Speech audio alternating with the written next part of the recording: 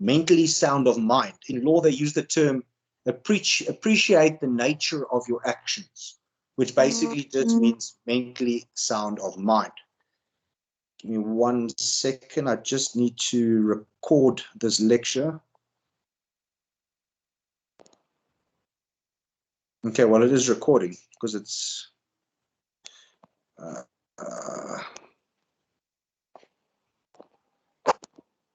this is currently being recorded as such. All right, so let's move on. Mentally sound of mind.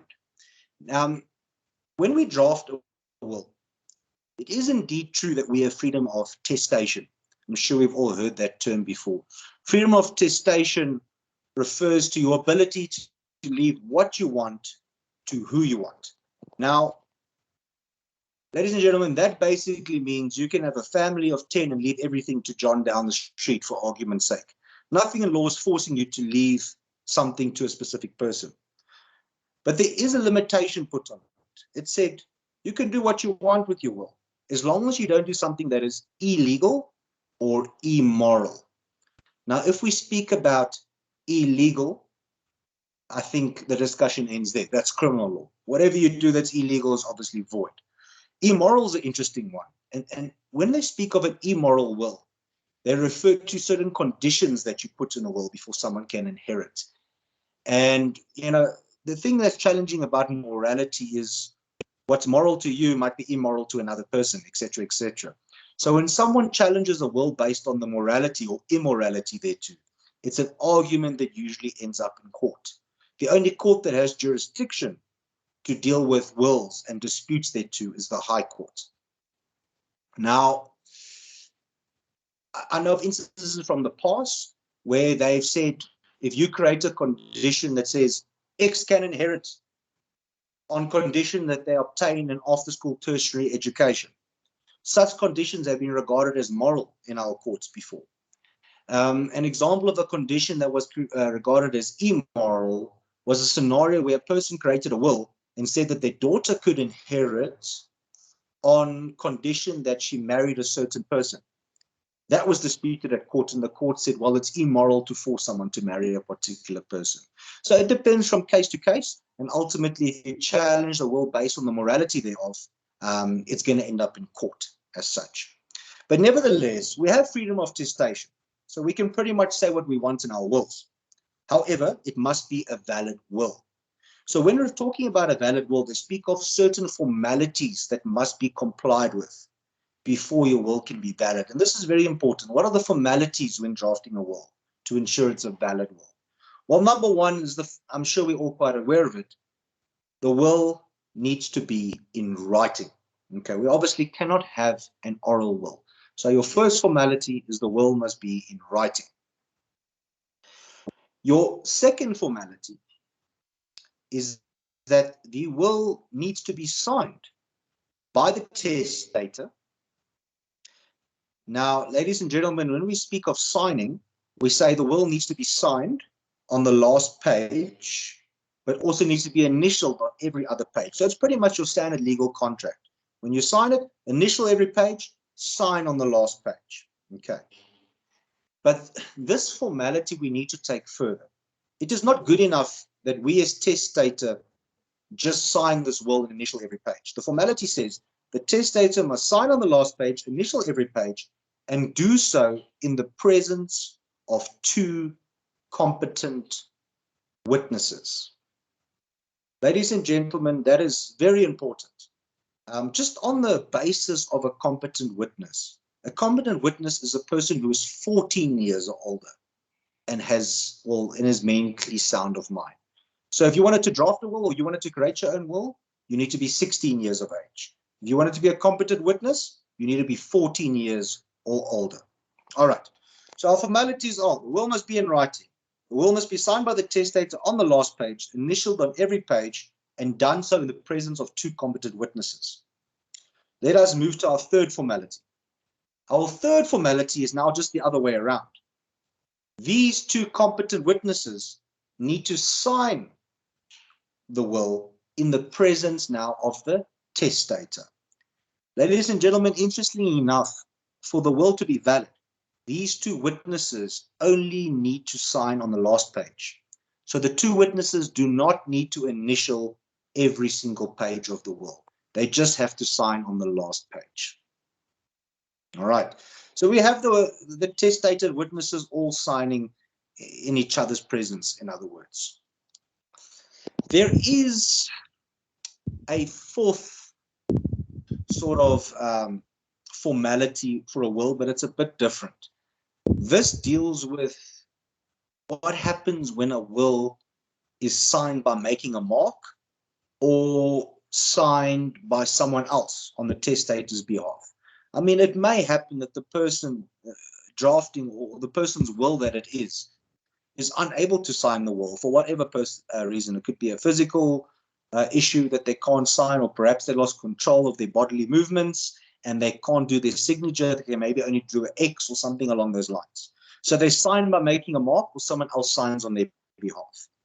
When you encounter such a scenario, the will then needs to be commissioned by a commissioner of oaths. So it almost becomes sort of like an affidavit then. The will needs to be commissioned by a commissioner of oaths. And this commissioner of oaths needs to say the following. The commissioner of oaths needs to say that this is, well, that I'm satisfied with the identity of the testator, number one. I'm satisfied with the identity of the testator. And number two, that this is indeed the true will of the testator. So I'm satisfied with the identity of the testator. And number two, this is indeed the true will of the testator. Ladies and gentlemen, I see now and then people are raising their hands. Just to remind you, every half an hour or so, I will allow for questions. Then you can just say your name and I'll answer your question. But I will tell you when we enter into the period where we deal with questions. All right. Sorry, There's your formalities. Hello. I'm so sorry to interrupt. I'm so sorry to interrupt. My name is Emma. I just wanted to clarify, is this lecture for the new intake or for the board exam preparations? As far as I understand, it's for the new intake. Oh, because I was in your previous year, previous class for, was it August, June to December, and then we received an email that we are supposed to have lectures, but yeah, I can see it's basically what you taught us last year. So I just wanted to clarify. Correct. Yes, it's for the new intake as such. Okay, because there's many of us who actually, yeah, there's many of us who joined under the assumption that it's a preparatory lecture for the board exams, because we were in the previous intake and we received an email, yeah, to join this lecture. Okay. Well, I'm sorry. We can I'm clarify sorry to interrupt. Sorry to interrupt, Emma. Remember, there are other students who are writing on appeal who didn't write wills and estate or who failed wills and estate. This lecture is also for them. So it's not for everyone. No, I mean, if you pass, there's no need for you to attend. It's for those that failed or couldn't attend the lecture and they still have to write. And they are here. It was not clear, Zukiswa, because there's a lot of us who actually passed, who are under the assumption. Okay, Emma, sorry, please log out. Please log out. This is not for you.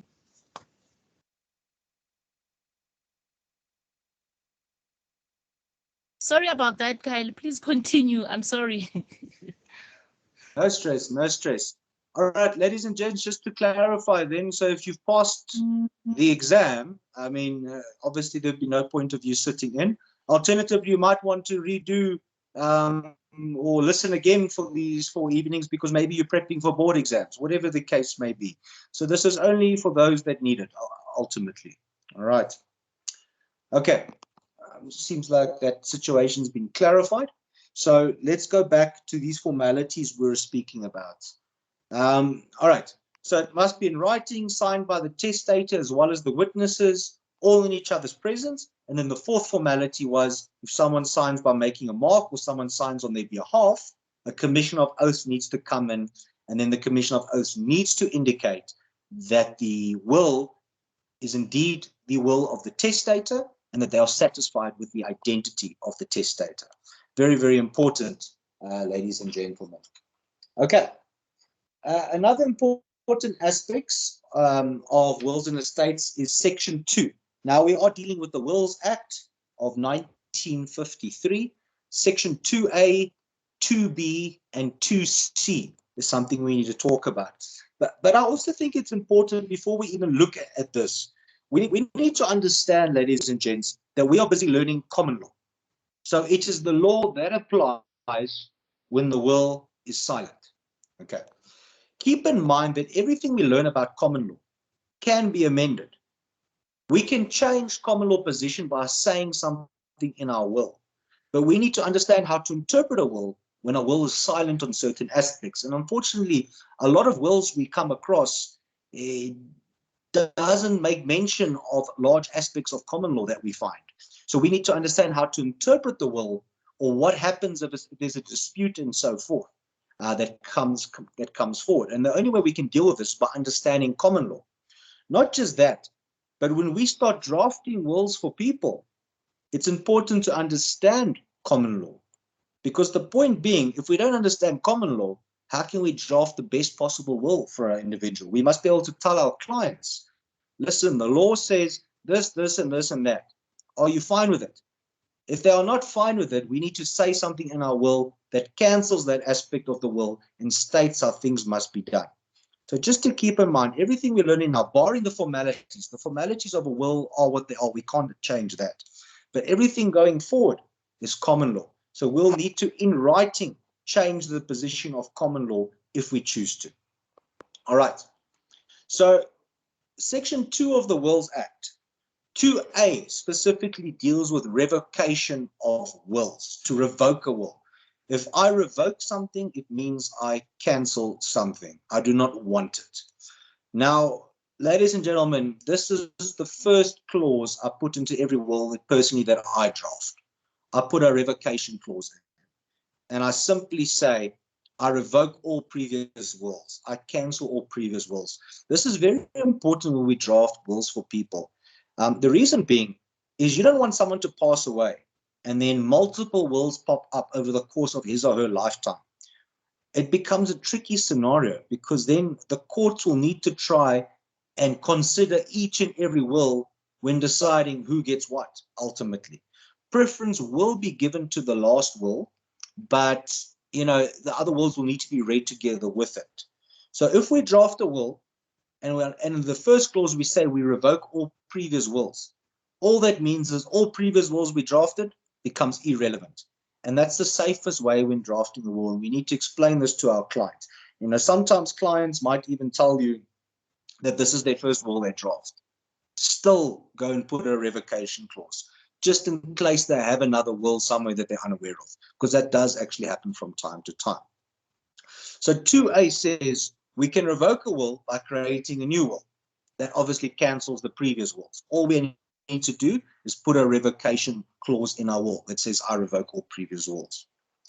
It goes further to say that a will can also be revoked by the High Court.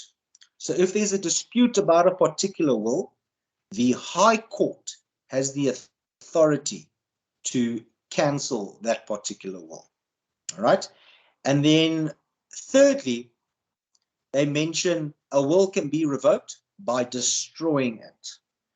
Now, that's an interesting concept to say to destroy a will, because at the end of the day, if a wills are destroyed, it means you cannot find it.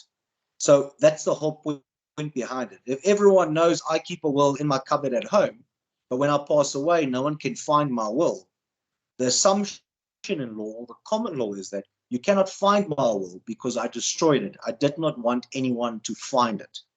By destroying it, I essentially revoke my will, cancel it at the end of the day. So 2A, 3 ways to revoke your will. In writing, by creating a new will. Secondly, by destroying it.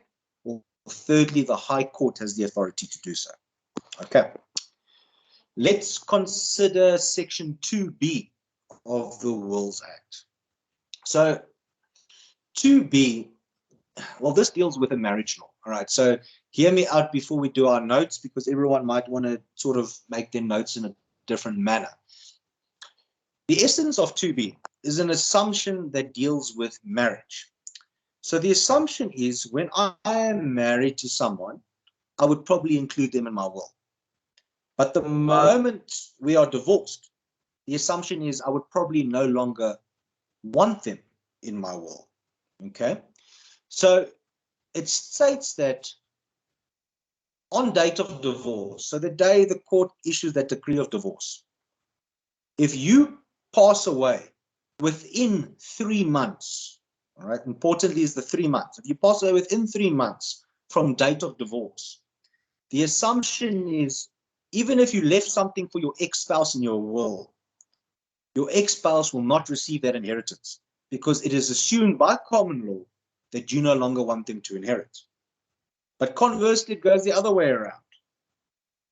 If 3 months have come and gone after date of divorce and you die, if they open your will and they see you have left inheritances for your ex-spouse, the assumption now is that you have had enough time to amend your will and you haven't chosen to do so, which basically means ultimately that you still want your ex-spouse to inherit.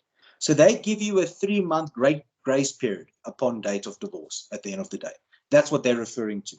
Now, you know, it's a difficult concept because some people might say, but, you know, how can we make these assumptions based on the fact that 3 months have come or 3 months have went, but that's the common law. So you as attorneys need to be able to tell your clients, you know, I see you are married. Did you know that if you leave something for your spouse and you get divorced and you die within 3 months from date of divorce, your spouse will get nothing. But if you die after 3 months, your spouse will still inherit because 3 months was enough time for you to change your will. Obviously, ladies and gentlemen, if you are busy getting divorced or as soon as you get divorced, you change your will, then 2b plays no impact.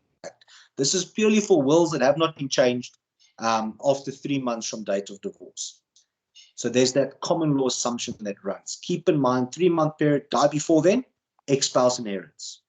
Die after 3 months, ex-spouse will now inherit on the basis that you've had enough opportunity to amend your will. All right. Very, very important, section 2b of the Wills Act. Okay. Look at 2c now of the Wills Act. What 2c deals with is also, again, common law assumptions on what will happen if certain people are unable to inherit that are supposed to inherit. So if we leave an inheritance to X and X renounces the inheritance, to renounce means I do not want it. Okay. Keep in mind that if you have a will and you leave something for someone, it's not theirs until they accept it. Right? They need to accept the inheritance. It has happened in the past where people have not accepted the inheritance. They've said, I do not want anything from whoever this deceased person is. So they renounce it. The position under common law is that if you renounce inheritance, the inheritance will then go to the deceased person's surviving spouse. Right? So if someone renounces an inheritance, their inheritance will then fall to the deceased person's surviving spouse. Not the surviving spouse of the person who renounced, but the deceased person's surviving spouse. Right? So that's one rule you must remember from section 2c. Renouncing, deceased person's surviving spouse gets it. The second rule to remember from section 2c, this deals if someone is predeceased or disqualified. So let's just talk about those two terms quickly.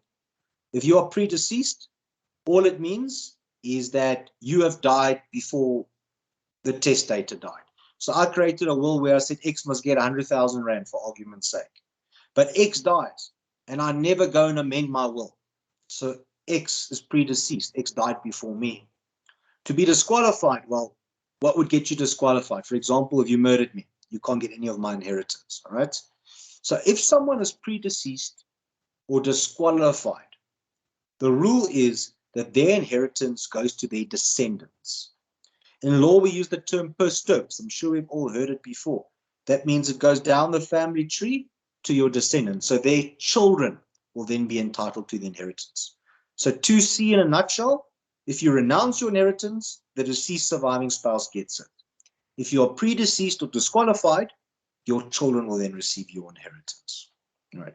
2A, 2B, and 2C of the Wills Act. It's very, very important, ladies and gentlemen. And again, this is common law that we've been discussing. A couple other factors to consider. Adoption. Ladies and gentlemen, if you are adopted, you are regarded as the biological children of your adopted parents. This is obviously important come exam time as well. Sometimes they try and give you scenarios or speak about scenarios and they'll mention the adopted child of this person.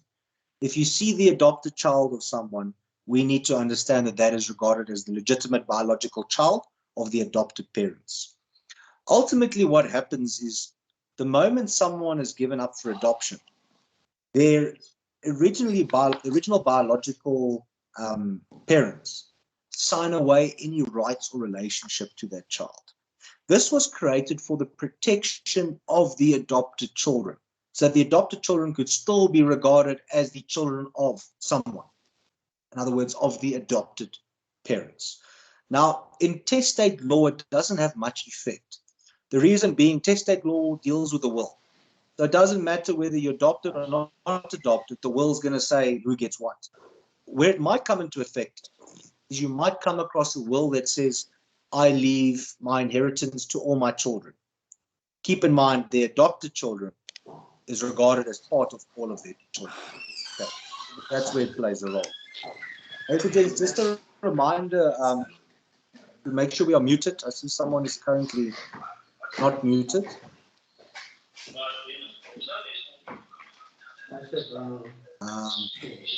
Shizana. Wabiza and Shizana.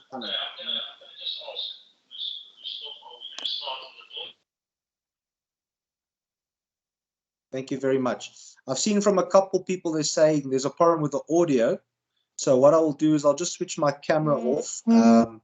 As I've noticed in the past, that tends to help. All right. Ladies and gentlemen, I mean, we are half an hour in. Maybe I'll discuss one or two more things before I allow for any possible questions. We've spoken about adoption. Another important aspect I just want to mention is this issue about disqualification.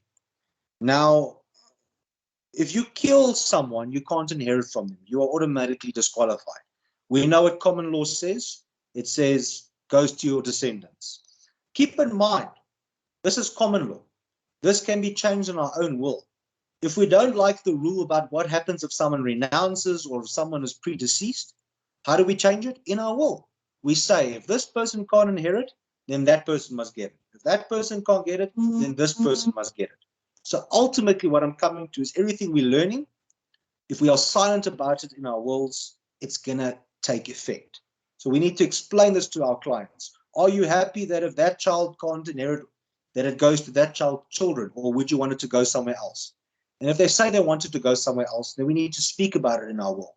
Because if we don't, common law will take over at the end of the day. So on this issue of disqualification, it's important to also note that if you draft someone's will, or alternatively, if you sign as a competent witness to someone's will, by law, you are not entitled to receive any inheritance from that will.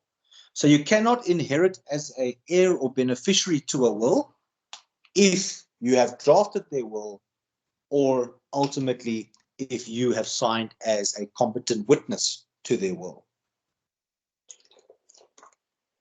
Now, this law has sort of been amended or has evolved over time. The reality is, ladies and gents, that a lot of wills are drafted by laypersons at home. And unfortunately, they just do not know. They just do not know these rules. They do not know that if someone signs as a witness or someone drafts the will, that they are disqualified from inheriting. And it's been tested in court before. There were scenarios where a person drafted someone's will as their child, and the other children sort of contested the will and said, but that child should be disqualified from inheriting because they drafted the testator's will. And the court actually considered the legal position and amended it slightly. What the court said is that if you sign as a witness to someone's will, or if you draft someone's will, if you can prove to the court that you did not unduly influence the testator, okay, or there was no fraud involved, the court will allow you to inherit, but not more than you would have got had the person died intestate. That's very important. If I recall from this specific example, the daughter was supposed to receive the house of her mother, and she had two brothers. Now, the daughter and the mother were close. The brothers and the mother, well, the mother's two sons, in other words, didn't have a relationship. So the daughter drafted the will for the mother, leaving the house to herself. When the mother passed away, the sons came back and contested it and said, but the daughter should be disqualified from inheriting because she drafted the mother's will. In other words, us two brothers must receive the house, not our sister. And now the court then heard the argument, and the court said, well, I'm convinced that this daughter of the deceased didn't unduly influence the mother. I'm convinced that the mother legitimately wanted to give the house to her. However, law says this daughter is disqualified now. But I'm going to amend the law. Because I'm satisfied that this daughter did not unduly influence the mother, I will allow the daughter to inherit, but not more than what she would have received intestate. So intestate meaning if there was no will. Now, we'll come to intestate law tomorrow night, but the reality is that in intestate law, the daughter and the two sons would have inherited equally. So the court allowed the daughter to get a third and her two brothers to get a third and a third. Now, you know, this is a major improvement or evolution of the law, if I can say, because previously that daughter would have been disqualified. Whether you feel it's morally correct or morally incorrect, it becomes irrelevant because the law says so. But there has been this evolution. So keep in mind, if you do get placed with a scenario, if someone's drafted someone's will or signed as a witness and has put you where this person was disqualified, you know, indicate in your answers that yes, by law they're disqualified. However, if they can prove there was no fraud, or they can prove they did not unduly influence the testator, then they're allowed to inherit, but not more than they would have received had she died intestate, ultimately. Okay. Ladies and gents, I just want to open for a couple minutes for any questions up to this stage. Please remember, say your name and then ask your question.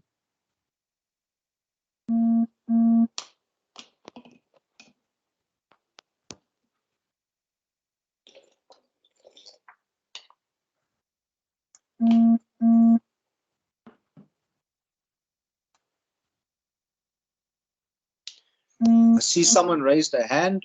Please, no need to raise hands. It seemed like there was a Raymond. Raymond, you can just ask your question as such. Hi, sir. Can I ask a question?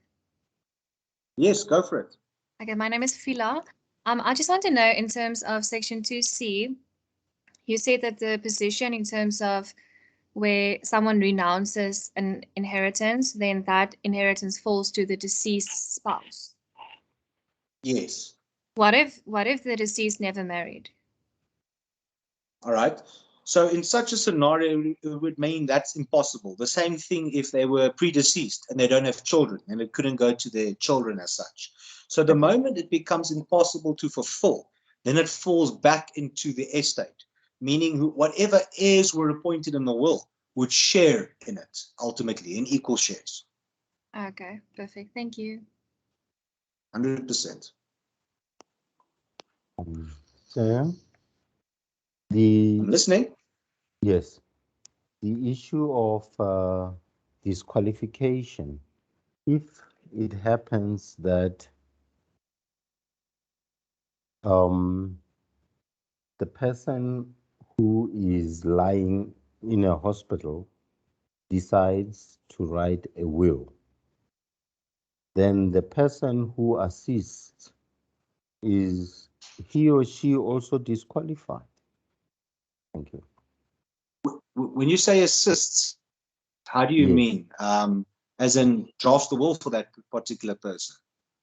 Yes, draft the will for Yes, someone yes. who's lying in a hospital helplessly. Yeah, that's a problem. And the same rules would unfortunately apply. You know, I've encountered situations like that in the past, and what's ended up happening in the way I dealt with it is I actually drove to the hospital for the client and attended to the will as such. Because ultimately, if that client's family member sitting there in hospital assisted with the will, they would have been disqualified from inheriting, you know. But now you've got to look at it as well from a practical point of view. Let's say it was the 3 children that were supposed to receive the inheritance, and they assisted their parents in hospital. And they together assist the parent with the will. Now, they can show they did not unduly influence their parent, and the court will say, well, you must get what you would have got had you died, had the parent died intestate. In intestate law, all 3 of them would have inherited everything anyways. So it becomes irrelevant in that scenario. Where it becomes relevant is where one specific person out of X amount of people assist with the drafting of the will or signing as a witness. Then, unfortunately, this rule comes into play and it can become a nightmare. So the best position to do is if you're lying in hospital and you're concerned and you can't move, contact an attorney to come out and assist you with drafting a will, because you could find yourself in a pickle.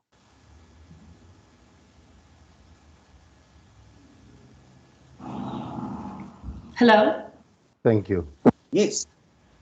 My name is Fakhrunisa. I have a question with regards to, like, obviously furnishing evidence to say that you haven't unduly influenced the testator, right? So let's say, for example, I'm not by the means of getting an attorney in time to come and assist with drafting the will. And I'm obviously standing next to my mom's deathbed and she asks me to assist. What would suffice as evidence? Like, would you have to get some sort of recording, or would you have to get some sort of document signed by the testator to say that you haven't unduly influenced them? How does this work? Okay. So, well, two responses to that. First of all, you could indicate in the will that this will is drafted by this person because I'm unable to do so and I want this person to inherit. Okay, so you could specifically state that. Okay. I see someone's not muted,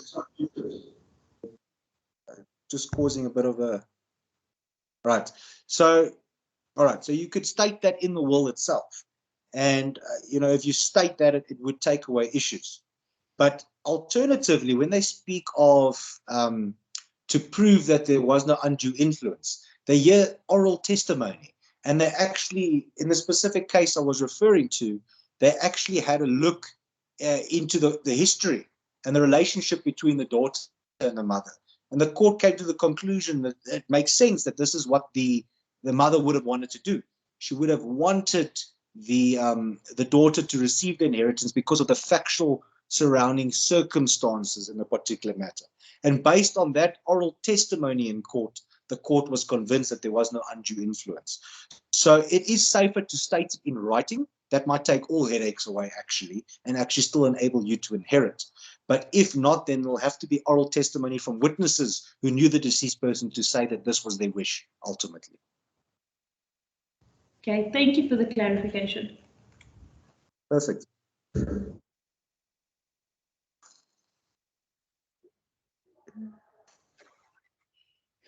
Hi, Kyle. How are you?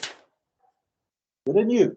Good, thanks. I'm Cherie. I just wanted to ask, in terms of disqualification, is it just if you murder the testator or if you just someone in general? Say again, is it just if you murder the testator or? Or if you just murdered someone else? or is it both? Look, it's regarding the deceased person's estate, their particular will. So it's if you murder anyone that you're supposed to inherit from, you will then be disqualified from inheriting. Okay, cool beans. And also, is there a specific period for an heir to decline the inheritance or renounce it? Look, what happens is the executor contacts all the beneficiaries, because you need to obtain the identity documents of the beneficiaries. And once they've provided you with their documentation, you can then obtain your letter of executorship and proceed with the whole proceedings. But if they don't want to give it to you, their identity documents, then ultimately you can say they are renouncing their inheritance. So the best thing to do is to get it in writing, to contact them, say you have spoken to them and say, listen, this is your inheritance. If they don't give you something in writing that says they renounce their inheritance, then the general rule is they will then obtain their inheritance. So once you've informed them of their right to their claim, they then have the duty to, in writing, notify you that they do not want it. If you don't receive any such notification, then the assumption is they accept the inheritance. Okay, cool beans. And one last question: which day are we going to do the L&D accounts? Wednesday and Thursday. Okay, perfect. Thank you. Perfect. Hi, I see a couple hi, people are Alan. also asking about the. I'll be with you now. So sorry. I see a couple people are also asking about the notes. Look, tomorrow before the lecture, your notes on intestate will be sent through to you, and then before Wednesday's lecture, the L&D things will be sent to you as well. Okay, just to clarify that scenario. So you might not have it in your position already. I'll just sort that out with the law school tomorrow. Okay, sorry, sir. You wanted to ask. Yes, I did, Alan. I just wanted to ask in relation to in regards to the concept of bloody hands don't inherit. Does the motive not count, though, in a sense that if I were to kill my parents, but I'm not killing them because I want the inheritance, I kill them maybe in self-defense, or I kill them for other purposes, not knowing that I'm going to inherit. Does the court not then take that into account when it comes to the issues of inheritance? Because my thinking is that if you kill someone directly because you want to inherit, then it makes sense to me that you are not going to inherit because you wanted the inheritance. But if I then kill you for other purposes, be it in self-defense or in other ways, but I did not know that I was going to inherit in any case, what has there been maybe anything that has been decided by the court in that regard? Yes, indeed. Okay, so if we branch out on that, I mean, we're referring to murdering someone. So if you murder someone, there's no ways around it. But you could kill someone in a different aspect. So what the courts have come down to is they use the term the blameworthy killer. If the court can find blame on you as to why the person is dead and deem that you were the cause and you were blameworthy for their death, the court says then ultimately you are disqualified from inheriting. But there may be scenarios where you've killed someone, you're not blameworthy. I mean, if just to mention what you said that maybe you acted in self-defense. Now, in self-defense, that is a legitimate defense in our law. If you succeed with a self-defense in a criminal matter, then ultimately it means you are not responsible for their death. You did not murder that individual. Then you would be able to inherit. So the test that's been put forward is, are you blameworthy, yes or no? And just like the morality aspect, it's often something that gets heard in the High Court, and the High Court, depending from situation to situation, will make a decision, depending on the circumstances that led up to the death of that deceased person. Hi, Carl. It's Hilda. Can I ask a question? In a scenario where there are three children, two of them are not the biological children of the father, and one of them is a biological child. And the biological child decides to help the father to draft the will. So will the biological child be disqualified? Yes, ultimately, the biological child would, the same principle applies. I mean, there's no exceptions made for anyone in our law. So you would be, disqualified. However, if you can prove no undue influence, you can get what you would have received intestate. Now, perhaps if they were the only biological child of the deceased, then they were the only one who was entitled to inherit intestate, and they could still receive their full inheritance. So it depends from situation to situation, but one rule applies to all. There's no exceptions on that.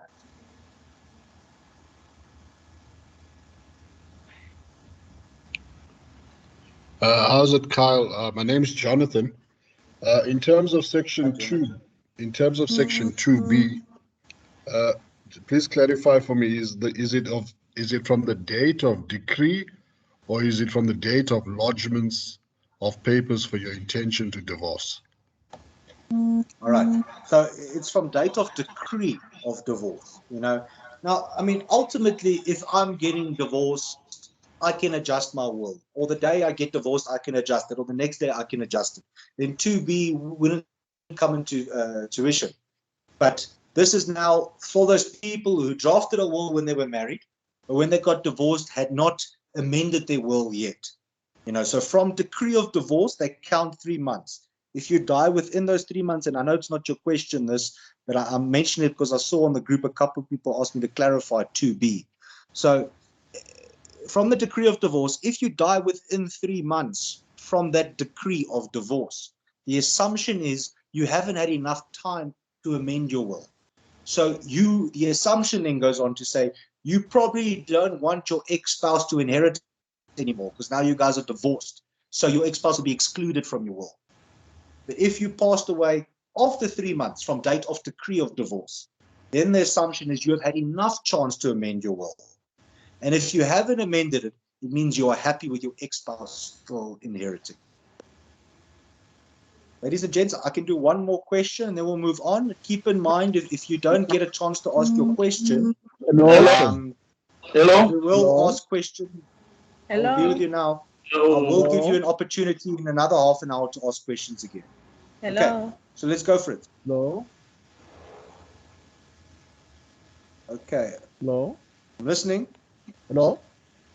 Hello, sir. Yes.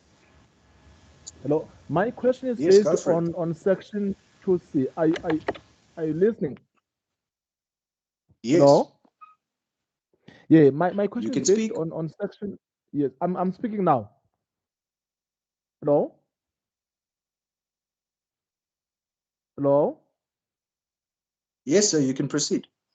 Yes, it's based on section 2C of the Wills Estate in terms of renouncing to the deceased surviving spouse. When you are dealing with surviving spouse, what do you mean? Does it entail both the same sex and as well as the opposite sex life partners? Thank you. All right. Yes, there's no exclusions in it. So whether it's same sex or opposite sex or whatever the case may be, a spouse still remains a spouse in our law. Thank you. Perfect. All right, ladies and gents, let's continue a bit.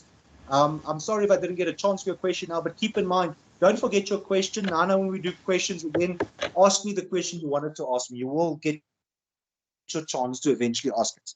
Right. So let's just continue a bit. A couple other things that's important here. Pension funds. Ladies and gentlemen, your pension funds do not form part of your estate. I can refer you to section 37, subsection C of the Pension Funds Act. All right, in that specific act, they mention when you take out a pension fund. Repeat the section. 37C. Thank you. All right, so if you take out a pension fund or even a retirement annuity, what you need to do is you need to nominate a beneficiary. So you're entitled to that annuity or pension fund, upon either when you reach a certain age, or if it's a pension fund, if you leave your employment, they pay you out. The moment the money comes into your account, it is part of your estate. Then if you die, it's there, it's part of your estate. But if you die before a pension fund or annuity that you have pays out, then that pension fund money or annuity money will pay out to your nominated beneficiary. So it will not pay out into your estate and be distributed in accordance with your will. It will directly pay out to your nominated beneficiary. Right? So it does not form part of your estate. And I say this now already because when we come to estates, keep in mind that we don't need to speak of a pension fund. If they say something about a pension fund, we leave it alone because it will pay out to its nominated beneficiary. We do not need to speak about pension funds in our will because the pension fund is going to pay out to your nominated beneficiary, not to what your will says. So pension funds we can leave completely out, ladies and gentlemen. Right. Another important aspect, agricultural property. Now, before I get to it, I just want to just speak about my practical experience. I do not believe that it is a smart move to leave your immovable property to more than one individual. The reason being is I've noted in the past, if you leave everything you have to, let's say, your 3 kids, then your 3 kids take ownership of your house. And the result is 1 kid wants to live in it, 1 kid wants to sell it, and 1 kid wants to rent it out, for argument's sake. Now, the kid who wants to sell it or rent it out can't sell it or rent it out without all 3 owners' signatures. And what ends up happening is the property just stands there. And the one who wants to live in it benefits because that person goes and lives in it. The other 2 don't know what to do. So if you're going to leave immovable property to more than one person, perhaps create a clause somewhere that says if the heirs can't come to agreement within, let's say, a 12-month period on what to do with that immovable property, then it must be sold and the money must be paid out to the 3 of them. Now, this is not something that you need to learn or whatever the case may be. This is just me speaking to you about when you speak to your clients and they have houses and they want to leave it to more than one person, explain to them that it can create conflict between the beneficiaries about what to do with the property. And the moment I think of conflict in a will, I think of problems in winding up the deceased estate. And that problem is not just for the beneficiaries, but it's mine as well. Because how do I successfully wind up an estate with heirs fighting over things? So I tell them, the point of you sitting in front of me is that we can find a way to leave your assets to whoever you want to leave it, but in a way that it's going to cause no conflict. So when we see something that can cause conflict, let's create our own conditional clause of how it must be dealt with. In that way, we avoid fights. Now, I say this to lead up to agricultural property. The current state of law, agricultural property, when I say agricultural property, I refer to, let's say, for example, farming property. So a place where someone lives and used for commercial purposes. Agricultural property cannot be left in the name of more than one person. That is law, ladies and gentlemen. It cannot be left in the name of more than one person unless you obtain consent from the minister. Okay? So if I created a will that said my farm must go to X and Y, that farm cannot be transferred to the name of X and Y unless the minister gave me consent. And this is not something I would rest my hopes in, ladies and gentlemen, not at all. The reason being that consent from the minister is not a guarantee. And number 2, I know people who asked for consent 5 years ago that are still waiting. So, it's not a game you want to play. So the question is, how do you get around it? If your client has agricultural property, the best thing to then do is to put that company, farm in the name of a trust or in the name of a company. Then you make your beneficiaries beneficiaries for the trust or make them shareholders for the company. And then you transfer that farm into this company name.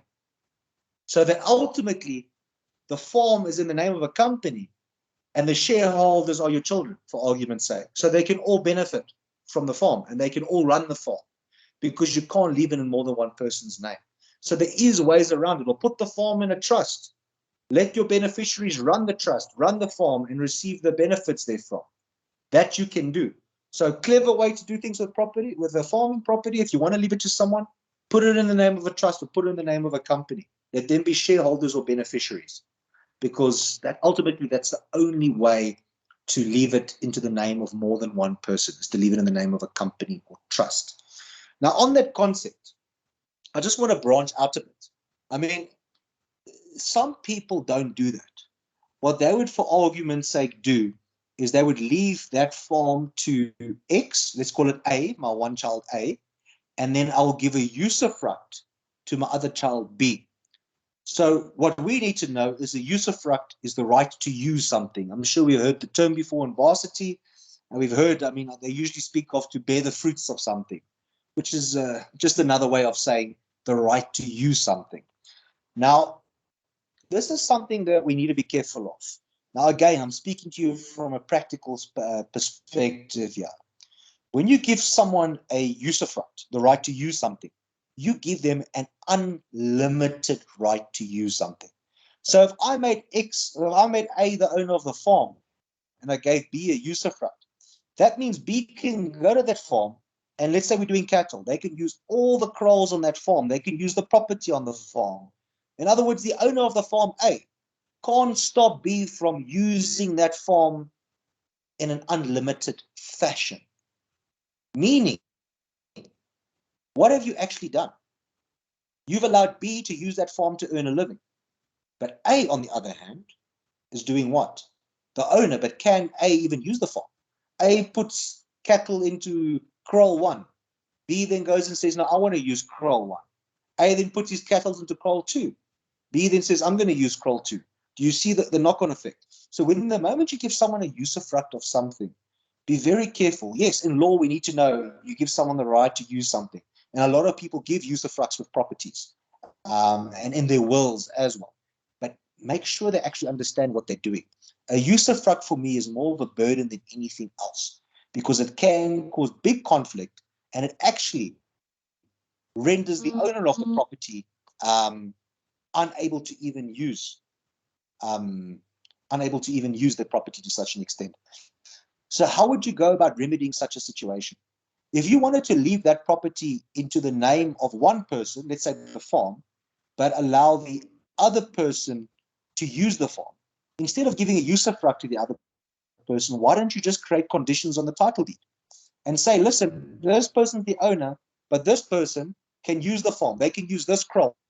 And then you draw out the beacons for the kraal, and you specifically specify what they can and can't do on the farm. In other words, you are now limiting their rights of use. And you're doing so that the owner can also freely enjoy the property. But by just giving someone a usufruct is quite a dangerous term. To give you an example, I saw a property a couple of years ago. It was an agricultural property. It had a municipal value of around 2.5 million. But there was a usufruct over the farm. Meaning if someone wanted to purchase the farm, they had to purchase the farm subject to the usufruct. And because there was a usufruct held over the farm, the value went down from 2.5 million all the way down to 450,000 rand, just to show you how strong a usufruct right is. Right? So keep in mind, for me, we need to know what a usufruct means, but from an attorney perspective, because I'm sure we're not just here to pass an exam, but we're here to become better lawyers as well. In order to be a better lawyer, we need to understand all the aspects of law. So advise your clients properly what a usufruct fully entails. I mean, if the usufruct holder wants to be reasonable, then they can live in harmony with the owner and everyone can carry on doing their thing. But one day they fight, the usufruct holder goes and sees an attorney, and the attorney advises that usufruct holder, listen, you've got more rights to this farm than the actual owner. Go do what you want to do. And then we sit with a major problem. Right. So keep that in mind, right, regarding usufructs. On a similar breath, another term I want to just speak about. I'm sure we've heard of it as well, just like we've heard of usufructs before, we must have heard of a fideikommism. All right. So fideikommism, we just got to understand what that means. This is literally when you, in a will, you create a fideikommism and you say, listen, I transfer or I give this asset to X, but when X dies, it goes to Y. Right? You can never give something more than two people. All right. So just to repeat that, a fideicomism is when you leave something to someone, but say when they die, it must go to someone else. All right. So let's take the house, for example. I say when I die, my house must go to my son. All right. And when my son dies, it must go to their firstborn child. All right. So when I die, in my will, it goes to my son. When he dies, it goes to his firstborn child, wherever that may be. So that's a fideicomism, leaving an asset to more than one person, right? I speak of it over the course of a lifetime. I mean, my son got to use it for his lifetime, but it could be for a limited period, just like a usufruct. A usufruct doesn't have to be over someone's full life. It can be limited to a time period as well. Maybe you specify this goes to X, and X can hold it for 10 years. Thereafter, it must go to Y, for argument's sake. So the second person who receives the asset actually becomes the owner. The first person I passed it to never became the owner, just became the holder of that asset until their time expired or until they passed away. So please, usufructs, fideicomisms, it's basic terms, but we need to understand it in the exams as well, because we might not necessarily be asked what it is, but what is happening is that they could present you a scenario and speak about a fideicomism or a usufruct in that scenario. And if we don't understand what those terms means, we're not going to be able to fully answer the question. So we've got to ensure we understand that. All right. Just a couple more things before I open the questions up again. I'm sure we've also heard of the term a joint will. Ladies and gentlemen, this is very common, especially among spouses. What is a joint will, firstly? The joint will is when two or more persons create a will in one single document. So it's when two or more persons create a will in one single document. That could be possibly a 2-mark question, okay? So typically I would have married couples come to me and they create one will. And the essence of it is, if I die, the estate should go devolve like this. If my spouse dies, the estate should devolve like this. If we both die simultaneously, the estate should devolve like this. If us and our kids die simultaneously, the estate should devolve like this. So all you do is you create basically a will for that little family. It clearly specifies what happens if husband dies, what happens if wife dies, what happens if they die at the same time, what happens if the beneficiaries they elected die with them, perhaps as a motor vehicle accident, who gets what. So in other words, you have these two partners creating one will that governs the both of them. Okay, so a joint will is quite a common thing, and I'm sure in your lifetime you'll be doing joint wills for peoples as well. All right, but a joint will needs to be distinguished from massing. All right, massing as an M-A-S-S-I-N-G. Massing is not something we deal with a lot. It's something perhaps years ago that was more sort of in favor, but it's not something you come across anymore, but it has not been removed from law. So we need to understand what it is. Now, massing is a similar concept to a joint will, but a bit different. The difference between joint will and massing is that in a joint will, you specify, if I die, this is what happens. If you die, this is what happens. Okay? Massing says you and another person create one will, and you elect a beneficiary or beneficiaries. And the reality is, upon the death of the first dying, the will kicks in. So let us say it is husband and wife. They mass the estate, so they form one estate, in other words. And they say, listen, we have a child. So we have a mass estate, and our child's our beneficiary. Let's say wife dies.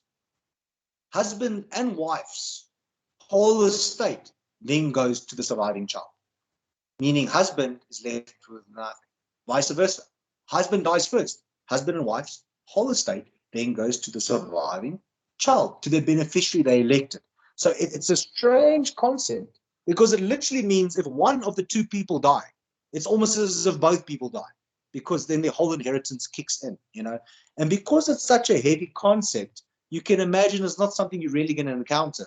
I mean, if people come to me and speak about master estates, I say, well, why don't we just do a joint will? It's a much easier concept and doesn't have these hard rules. You know, massing might work if, you know, you're both 80 years old and you pass away. But what happens if someone passes away tomorrow? Are you going to be 30, 40, 50 and lose your whole inheritance? But the rule goes further, and it says you must leave some form of limited interest to the survivor of the master estates.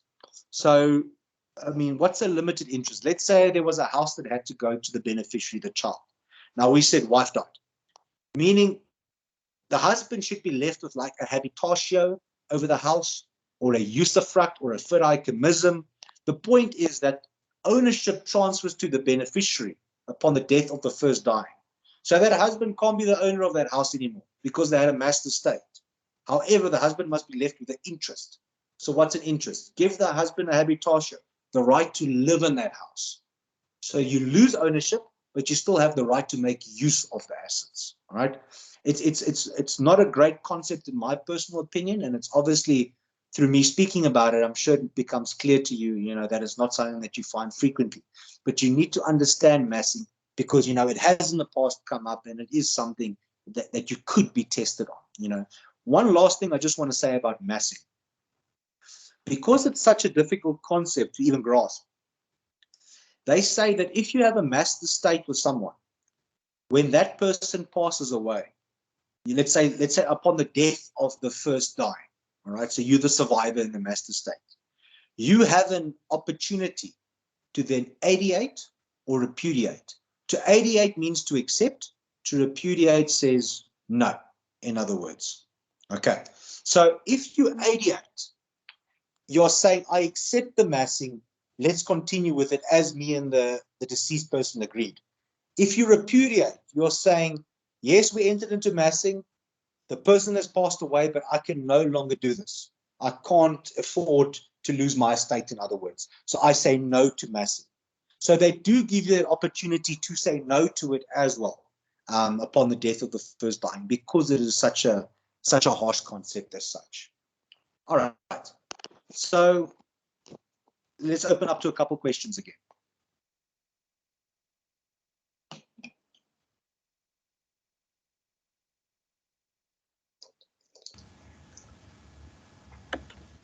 Hi, sir. Could you just repeat the last part about the massing? If one of the spouses dies, then the other one gets an option to repudiate the massing. Yes. So it's quite a strange concept because, I mean, if you have a will, when you die, no one can change your will, you know. But with massing, let's say husband and wife have a massed estate. And it says, well, when one of us die, our entire estate goes to our beneficiary. Let's, for argument's sake, our child as such. Now you pass away, and then I decide, well, you know, now everything must go to the child, but I no longer want to enter into massing. Meaning our estates must be separated, and everything that's forming part of your estate can go to the child, but I keep my estate, in other words. So you repudiate the massing, you say no to it upon the death of the first dying. That is an option given to them. Okay, so then the estates get split again, and then let's say the wife died, and all of her estate will then fall to the people that are supposed, and your estate will be your own again. That's correct, 100%. Okay, thank you. Cool. So,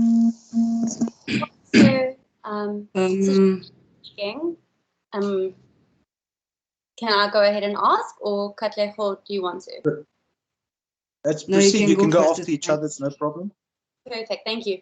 Firstly, really good to meet you virtually. Thank you for taking the time to give us this lecture. My question is possibly twofold. It's sort of, I'm trying to think the best way to ask this question.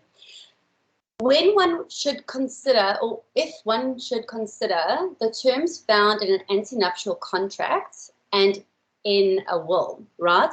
Let's say, for instance, in an antenuptial contract, there has been a clause that declares whereon the death of either one of the spouses should be or shall be entitled to the whole estate of the first dying. Would that, in essence, need to be not really read with, but would there need to be a joint will annexed in order to enforce that clause in an antenuptial contract? Because obviously at the dissolution of a marriage, in terms of either by death or divorce, your ANC, your antenuptial contract would then kick in. But in the case where you haven't been divorced and your spouse dies, and there is such a clause in an ANC, and either party don't have a joint will yet, what effect do you think that clause would take? Okay, so, all right. So first of all, it's only a pleasure. And secondly, keep in mind that marriage is regarded or ranked higher than your will or intestate law. So before we even look at what your will has to say, we look at the marriage. So if your ANC specifies that that person must receive all of those things, then that's what's going to happen, because it's a separate aspect from your estate as such when you pass away, and it's regarded as a higher aspect. It's ranked higher.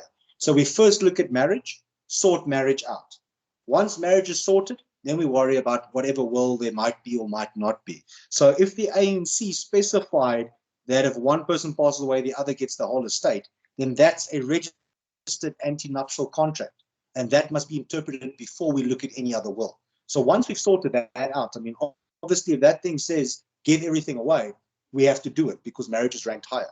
Then it'll obviously render your will irrelevant at the end of the day. So yeah, if the ANC specifies that, we'll have to adhere to it because it's ranked above the will. Thank you very much for clarifying. So just in your point of view, would you still advise getting a joint will done then, or either party just going ahead and doing their own will? Look, it depends, you know. You'd have to look at the type of marriage. So usually if people are married in commutative property or married with an ANC with accrual, you know, it could make sense to create some kind of joint will.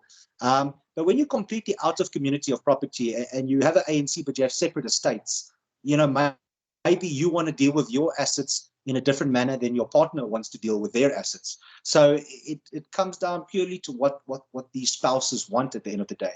You would often see people that are married out of community of property actually having separate wills because their assets don't form a part of one each other's lives as such, you know.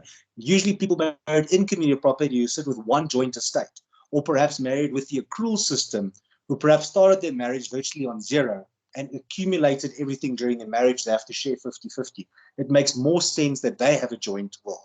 But if you're completely out, I mean, for me, you could still have a joint will. But, you know, then why did you get married out of community property in the first place? It might make more sense then to have a separate will, ultimately. Thank you very much. Perfect. Okay, good evening. I just wanted to ask in regards to properties which are usually under trusts, you know, the ones whereby there is no title deed, but there's permission to occupy. If ever I do die, am I allowed to leave that property in my will? Well, the thing is it yours or is it the trust's? Because if it's the trust's, you have no say over it.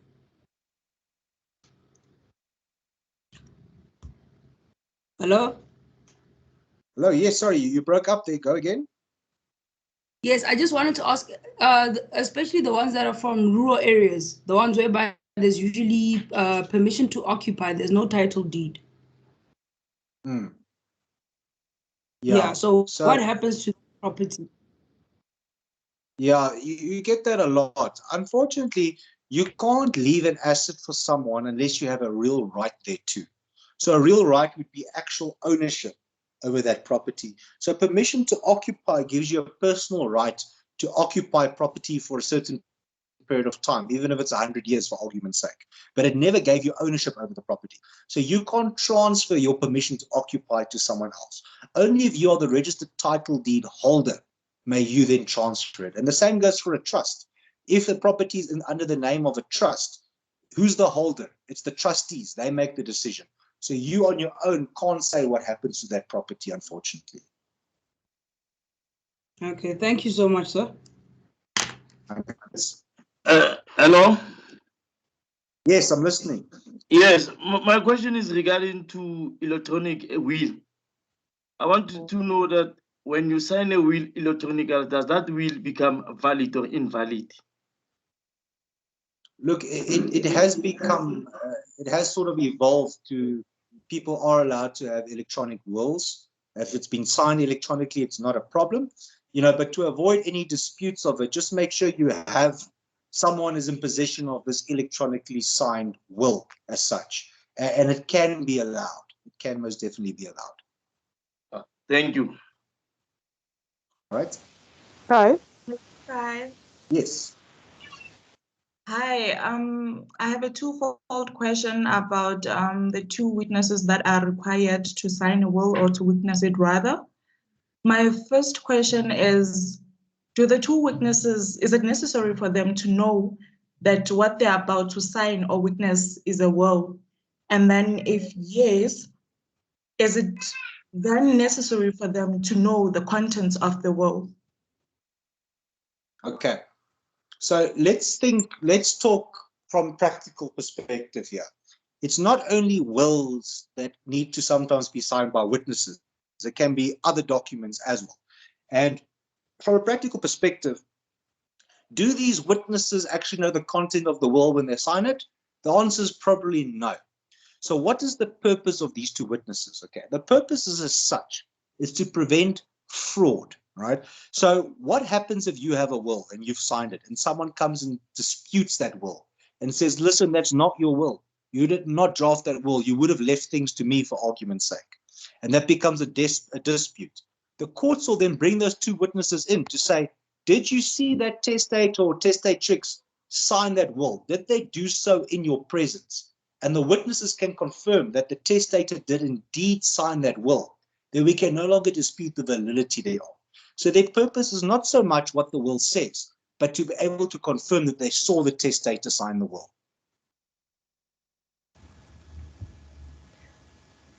Hi, good evening. Hi.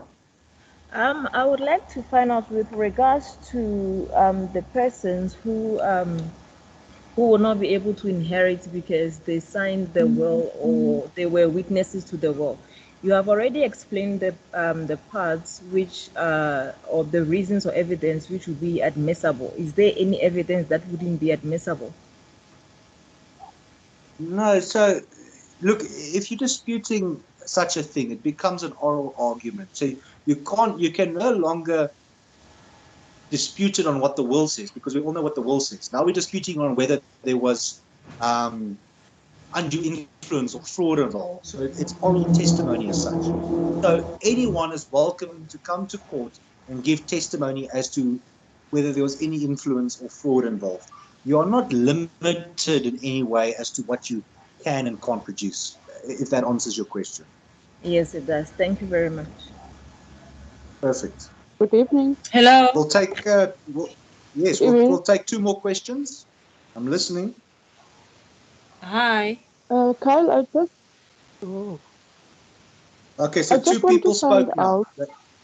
Ladies and gents, just to clarify, two people spoke now. So we'll allow both those two people as the final questions. Again, if you didn't get a chance to ask questions, you'll have another chance later tonight as well. So the two that answered now simultaneously, both of you can go one at a time, obviously. Thank you. And also, Carl, those who have their hands raised up, I think it will be in your best interest to let them switch off their hands.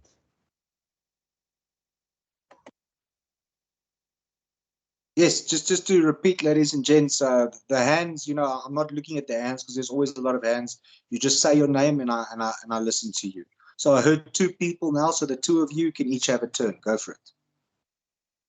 Good evening, Kyle. Shirley here. I just have a question. What if my lawyer prepared a draft will? I gave an instruction for amendment, but I died before I can sign the final will. Will it still be valid? Okay. Well, that's an interesting position, Shirley, because the reality is what makes a will valid in writing, signed by you and two witnesses in each other's presence. So what you have there is a draft will that has not been signed by you and in the presence of two competent witnesses. So you do not have a valid will, unfortunately. The next question would be, could you then take it to court and try to dispute it? Well, nothing stops you from going to High Court and saying, listen, here's proof of communication with an attorney of a will they wanted to draft. There's the draft will. You want to try and enforce it. But the problem you have is that even though it doesn't comply with the formalities, it's only a draft. Has that will been accepted by the client as well is the other issue. So to answer your question, I wouldn't run to court on that because I think I would lose. But I'm not ruling it out that you couldn't perhaps use that as some form of circumstantial evidence to try and enforce it. But I think you would struggle in a court with that. Thank you. Right. The other person? Okay. Yes, I am that second person. My name is Nomsa. I just want to get clarity on the issue of blameworthy heir or legatee or adopted child. If they are blameworthy, does their inheritance still goes to the descendants? Yeah, so the rule is such that if you are blameworthy, you're disqualified. So your descendants receive the inheritance. I struggled with this rule initially because, my thought process was if you disqualify, then you or your descendants should then be totally disqualified from inheriting, But if you look at the law, they don't want to blame people for other people's actions. I mean, I know I'm branching out now, but take incest, for example. Years ago, incest, if you were born from an incestuous relationship, you couldn't inherit because they said you were born from a criminal activity. And the rule is you can't inherit in an illegal manner or anything that's illegal. Then they advanced the law and they said, but this is nonsense. The child that was born therefrom was innocent. They did not commit the criminal action. Why should they be punished? Hence, even if you are born from an incestuous relationship, you can inherit. Now, the same argument applies to disqualification. If my parents, mother or father, or whatever the case may be, killed someone, why should I be held accountable for their actions?